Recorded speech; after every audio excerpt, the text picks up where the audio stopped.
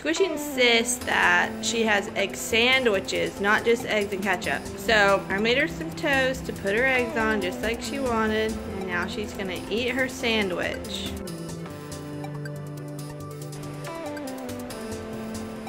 Yeah, this is how we eat an egg sandwich.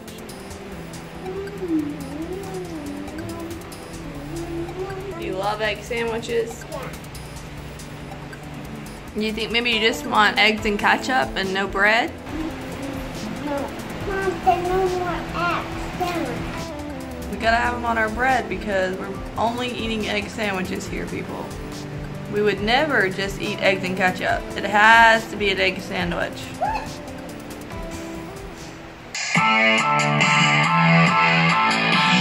Mama Diary.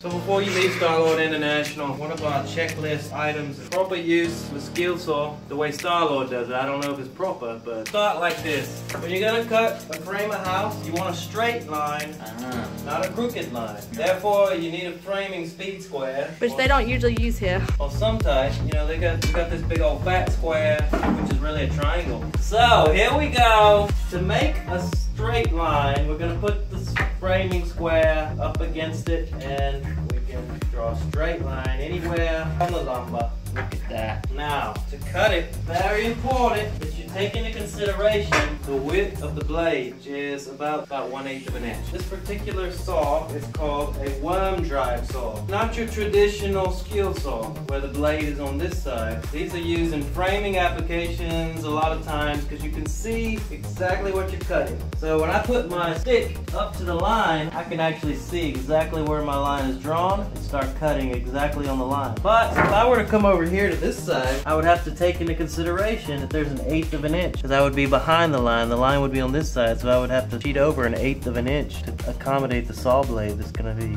taken off material. Therefore, I always cut on this side so that I know that if I leave my line, I'm exactly where my measurement was. You don't ever want to start in the middle of a piece of wood. I guess the rule of thumb would be you want the lighter piece of wood to fall. If you start in the middle, you would bind your saw up if you let the heavier end fall. Therefore, I'm always gonna have the lighter end like this over here. I would measure and I would pick that end up and rest it on something so that it falls. I wouldn't recommend your foot, just saying, for safety measures, but Starling always does. He doesn't value safety.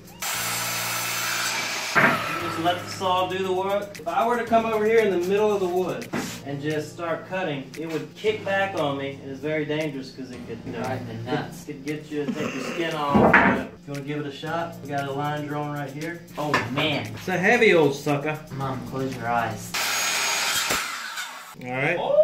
And a piece of wood got, usually doesn't happen. And alright, let's bag now. Beat that one. It wasn't a perfect cut on his first try. We're gonna have to do a take 2.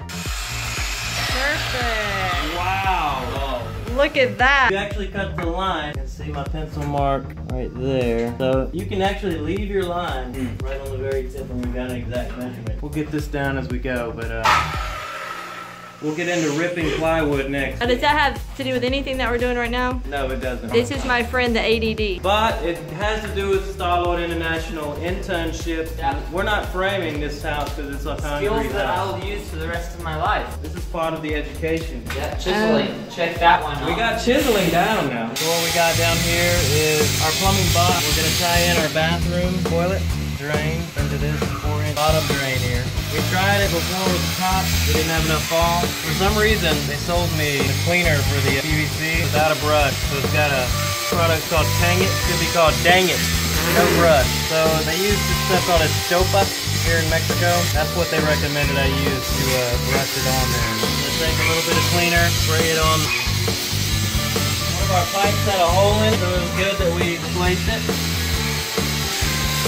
Meanwhile, Zachary's over here. Oh, yeah, digging a hole. That's looking good. Yeah, this is for the toilet. This pipe is very flimsy. See how flimsy it is? Upgrading your pipes. We don't want to do all this work and have that clumsy stuff.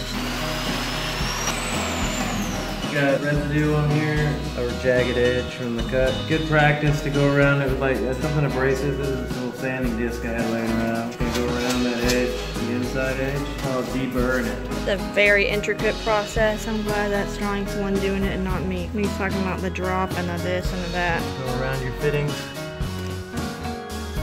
Every time I smell this, I think progress.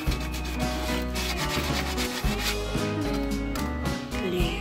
Big old snot water glue. Delicious. Be careful. Position this light incline. That's important.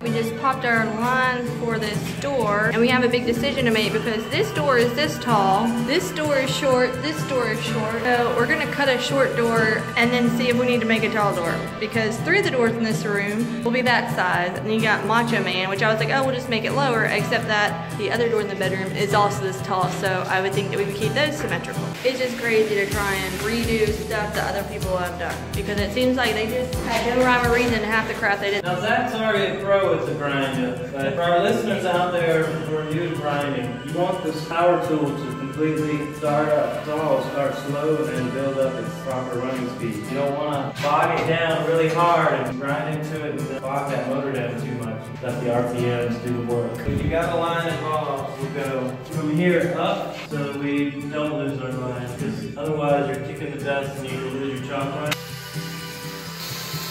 You've been watching Starling do this, but Zac here is wearing the proper equipment. He's got the eye protection, the nose and mouth protection, and the ear protection. We got a letter from Monique way down in Australia. She says, "Dear Star-Lord, please use proper protection while working in the field." So we've tried to do better. We don't want him to lose his hearing, so he can hear his baby cry in a few months.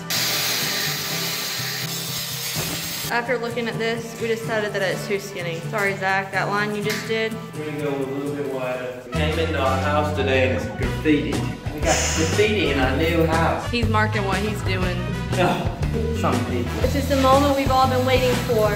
The moment that we get a door in our living room. Bum, bum, bum, bum. Zac, will you be honors? Never know what you'll find in a wall. If walls could talk. We're just giving Zac some muscles so when his baby's born, he'll be able to hold the baby and not get tired. Monique would be proud. Greg, look at your boy. He's doing so well at Dartmouth Internationals. He's got straight A's. Impressive. You're not a Jedi yet. Qualify me as a Jedi. Obi-Wan has taught you well. We should just pretend that this is like Yes. Kick it. Obi-Wan. Wow. Kick that. I saw that. Maybe I can put. Yeah. The force is strong with this one. See how he just swings the hammer with such an arc, such Australian force. He's not even American. There's other countries besides the US? Of course. About to have a walkthrough and not have to walk all the way around. That was giving us way too much exercise. Let me move out of the way before I become pulverized. Ooh, danger. Yes, let's whack at each other. This sounds like a great plan. Oh, the friends? How long? First person to walk through the wall. I'm second. First is cooler. Who's the first person to walk on the moon? Neil Armstrong. Who's the second person? Nobody knows. It's no good to be second. That's all I'm saying.